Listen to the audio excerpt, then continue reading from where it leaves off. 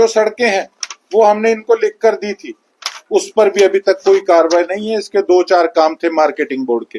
बिजली बोर्ड को आपको दिखाते हैं कि जो जो लाइनें, बड़ी लाइनें घरों के ऊपर से जो गुजर रही थी, या मोहल्लों के अंदर जो लाइनें अभी तक जिनकी हालात जिनके बुरे थे, वो हमने लिख कर भेजे। अभी तक वो भी सारे काम उसी प्रकार से, अगर कल को कोई वहां पे ट्रेजिडी हो जाती है, कोई इंसिडेंट हो जाती है, तो उसका जिम्मेवार आखिर फिर कौन होगा। उसके बाद डीसी साहब को हमने लिख के दिए थे काम, काली माता मंदिर के बाईपास डावाली रोड तक ग्रीन बेल्ट, इसको मंत्री जी से बात हुई और इनको रिक्वेस्ट की कि आप इसका प्रपोजल बनवाएं। अभी तक इस पे कोई कार्रवाई नहीं। आप जाके देखिएगा, काली माता के मंदिर से लेके और डावाली रोड बाईपास तक ग्रीन बेल्ट के नाम पे मजाक है। उसके बाद नगर सुधार मंडल वर्ष 2004 से 2005 सिरसा द्वारा विकसित कॉलोनी स्कीम नंबर 34 में बिजली, पानी, सीवरेज, 4 दीवारी व पार्क आदि सुविधाओं की कमी को पूरा करने के लिए, इस पे भी अभी तक किसी प्रकार की कोई भी कार्रवाई नहीं है। ये सारे काम डिप्टी कमिश्नर के 2-2 मिनट के काम है, लेकिन 1 साल का कार्यकाल टप गया आपके सामने। उसके बाद भादरा पार्क जहां हमने कई बार जाके सर्वे किया, जो एजेंसी थी उनको भी हमने कहा कि अगर आप सही ढंग से इस पे काम नहीं करोगे, कि आपने काम तो लाखों करोड़ों का दिखा रखा है और वहां हजारों का काम भी नहीं हुआ। और जैसे नगर परिषद अब बीजेपी हलोपा की फिर से बनी, आप फिर से जाके देख लीजिए उस पार्क के क्या हालात है। उसके बाद नेशनल कॉलेज के सामने जो पार्क पड़ा है, हमने कहा था कि वहां साथ वाली जो गली है जो अंदर कॉलोनी को जाती है, एक तो वो चौड़ी हो जाएगी और एक वहां एनओसी देके उस जगह को पार्क बनाया जाए। और जितने हमारे रेडी वाले भाई हैं, जो ऑटो वाले भाई हैं, जो बस स्टैंड के आगे खड़े होते हैं, सॉरी ऑटो वाले नहीं, रेडी वाले, कि उनके लिए भी पार्क के साथ साथ एक स्थान वहां बनाया जाए। खुली जगह पड़ी है ताकि वो आराम से वहां पे काम कर सकें। नहीं तो हम देखते हैं जब भी ग्रीवेंसेस की मीटिंग होती है, एक आधा बंदा कोई एप्लीकेशन लगा देता है, तो किस प्रकार से उनको डंडे मार के वहां से हटाया जाता है। उसके बाद ये ऑटो मार्केट की, ये फिर से बात ऑटो मार्केट की बीच में आ गई। मैं डिप्टी कमिश्नर साहब से पूछना चाहूंगा कि डीसी साहब, एक ये छोटा सा काम है, ये आपको समय नहीं 1 साल से मिल रहा, या आपकी नीयत नहीं है, या आप पे किसी का प्रेशर है, आप ये बता दो कि आज जो ऑटो मार्केट वाले हमारे साथियों का ये हाल हो रहा है, उसके पीछे जिम्मेवार कौन है। उसके बाद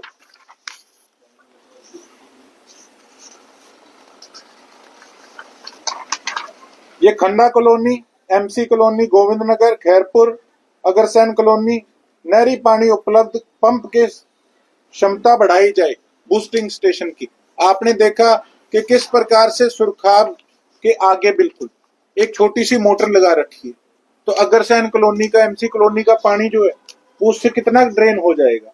वो सारा खाले के थ्रू आपके टाउन पार्क के आगे सिटी फोटो स्टेट वाला जो एरिया है वहां तक ड्रेन होता है। छोटी मोटर लगवा रखी है और मौके पे खड़े होके वहां उनसे बड़ी मोटरें 2 लगवाई, तब कहीं जाके पानी ड्रेन हुआ। ये छोटी छोटी चीजें इन लोगों को नहीं दिखती। उसके बाद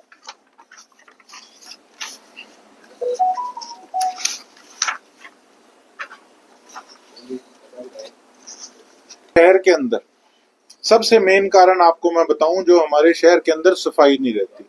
जितनी भी सड़कें हैं, सड़कें और दुकानों के बीच में जितनी जगह है, वो सारी कच्ची जगह है। उसको किस प्रकार से ये लोग पक्का कराएं, और अगर उसको पक्का नहीं करवा सकते तो कम से कम उस पर ग्रीनरी का काम करवाएं। ये भी मैंने 3-3, 4-4 बार डिप्टी कमिश्नर सिरसा से बात कर ली कि आप इसके लिए कोई ना कोई सिस्टम बनाओ। जब वहां मिट्टी नहीं रहेगी तो अपने आप साफ सफाई रहेगी। जो हमारे सफाई कर्मचारी भाई हैं वो सुबह भी लगे रहते हैं, शाम को भी लगे रहते हैं, लेकिन फिर भी सफाई नहीं होती। और सफाई वो हो ही नहीं पाएगी जब तक वो जगह पक्की नहीं होगी, या जब तक वहां पे ग्रीनरी नहीं होगी, घास नहीं होगी, तो वो जगह किस प्रकार से हमारे शहर के अंदर सफाई रहेगी। ये सबसे गंभीर चीज है, मैं ये समझता हूँ। तो ये मेन जो चीजें थी आपको हमने बताई, लेकिन इस पे किसी प्रकार की अभी तक कोई कार्रवाई नहीं है। शहर की गलियां, ये हमने जो लिख के दी थी, इसके अंदर काफी गलियां अब जो वापस से इन्होंने टेंडर जो किए हैं उसके अंदर हमारी लिस्ट वाले भी काफी काम इसके अंदर हैं। चलो देख दिखा के कर लो, मैं तो ये कहता हूं, लेकिन उसको ढंग से कराओ।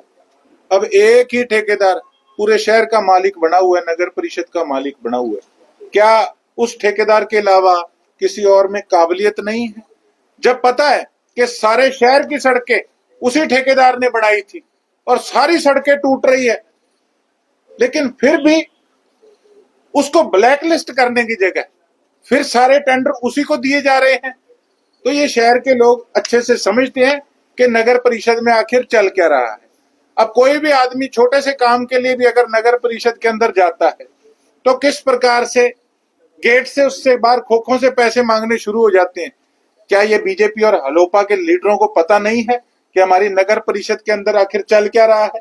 जब देश में प्रदेश में आपकी सरकार है, नगर परिषद आपकी है, नगर परिषद के आप मालिक हो, शहर की डेवलपमेंट के आप मालिक हो, तो फिर भी ये हालात है। इसका जिम्मेवार कौन है साथियों?